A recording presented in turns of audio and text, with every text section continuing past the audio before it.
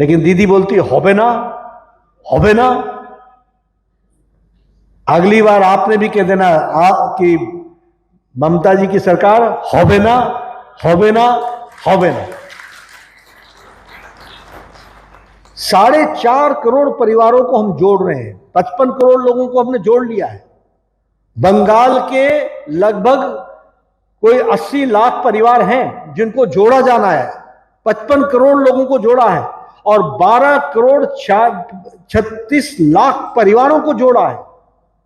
6 करोड़ बुजुर्गों को जोड़ लिया, लेकिन हम बंगाल को नहीं जोड़ पा रहे हैं। तो ये जहां हमको खुशी होती है कि मोदी जी देश को आगे बढ़ाना चाहते हैं, वहां बंगाल जब पिछड़ता दिखता है तो हमें अच्छा नहीं लगता। ये जरूर मैं आप सबके साथ कहना चाहता हूं। अभी हम लोगों ने यूनिफाइड पेंशन स्कीम को लागू कर दिया, 8 नेशनल हाई स्पीड कॉरिडोर की मंजूरी दे दी है, 8 नए रेलवे लाइन की मंजूरी दे दी है, 12 स्मार्ट सिटी, ये जस्ट मैं 100 दिनों की बात बता रहा हूं आपको, 100 डेज के अंदर मोदी जी ने 12 स्मार्ट इंडस्ट्रियल सिटीज को मंजूरी दे दी गई है। इंफ्रास्ट्रक्चर के लिए 3 लाख करोड़ रुपए का सैंक्शन कर दिया गया है ताकि वो 3 लाख रुपए इंफ्रास्ट्रक्चर पर खर्च हो। और किसानों के लिए 18th किश्त, 18वीं किश्त 2-2 हजार रुपए की वो रिलीज कर दी है। 3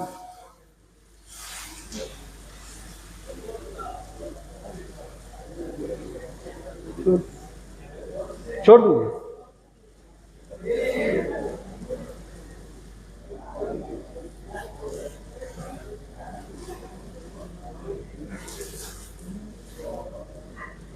कोई बात नहीं।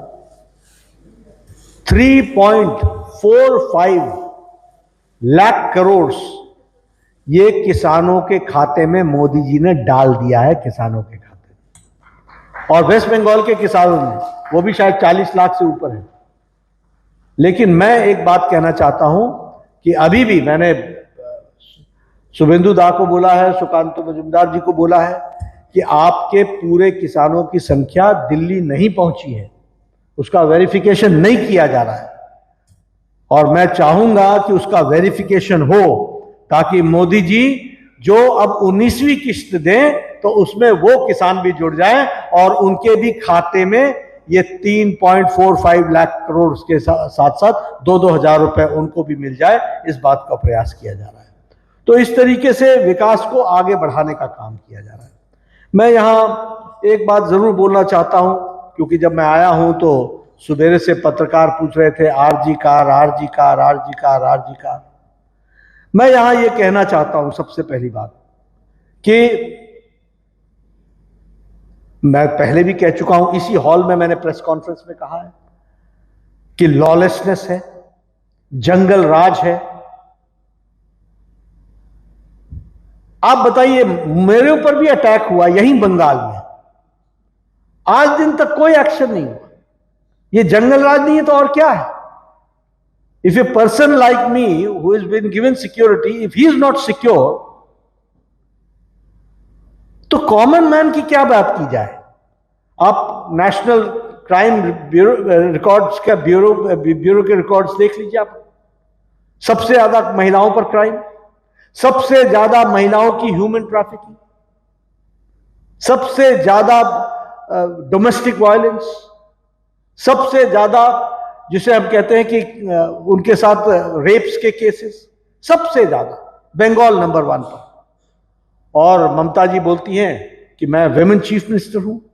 अरे आपके राज्य में विमेन सेफ नहीं है, महिलाओं का जो अपमान हो रहा है, अवमानना हो रही है, लोकतंत्र की हत्या हो रही है, डेमोक्रेसी नाम की चीज नहीं है यहां।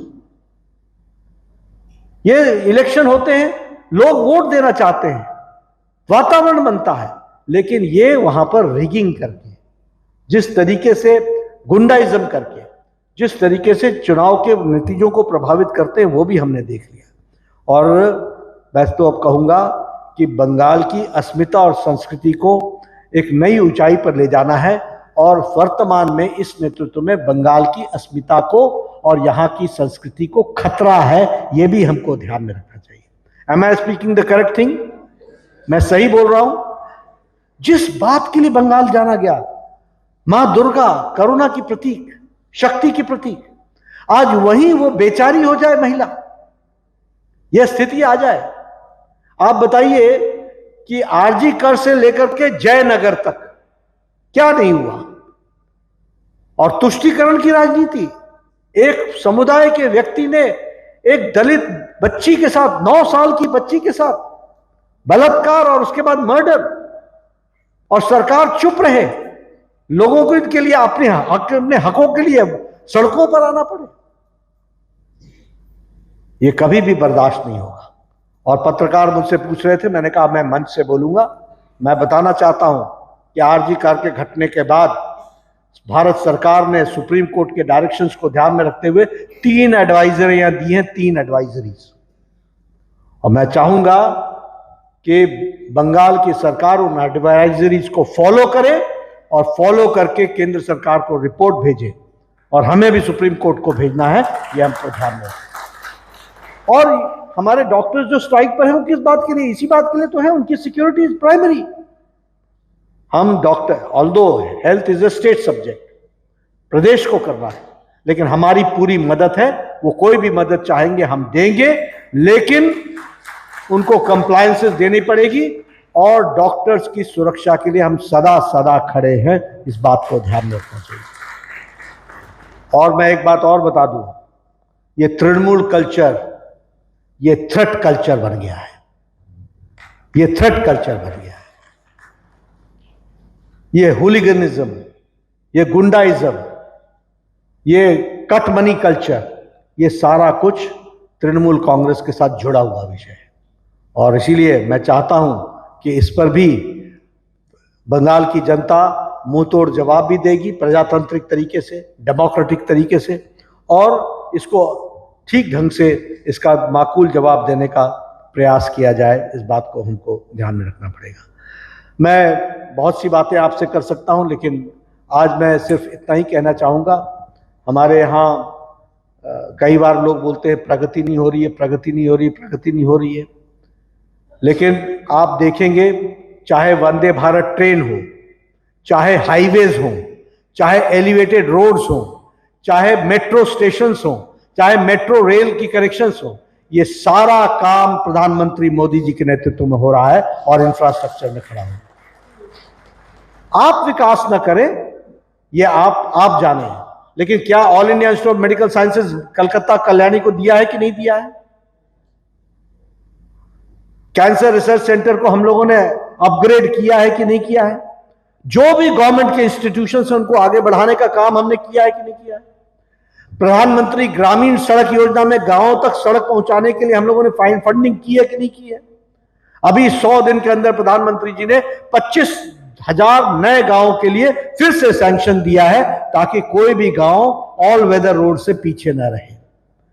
लेकिन प्रधानमंत्री मोदी जी ऊपर से वो पैसा डालते हैं, नीचे यहां जो बर्तन है उसमें छेद है, तो वो जितना जाता है वो पॉकेट में जाता है, वो जमीन पर नहीं लगता है। आपने देखा यहां के मंत्रियों के घरों से क्या क्या निकला है, देखा है ना? तो ये, और जेल में है कि नहीं है? ये लोग या तो जेल में है, या बेल पर है, या इंक्वायरी में है। तो इस तरीके की सरकार चल रही है।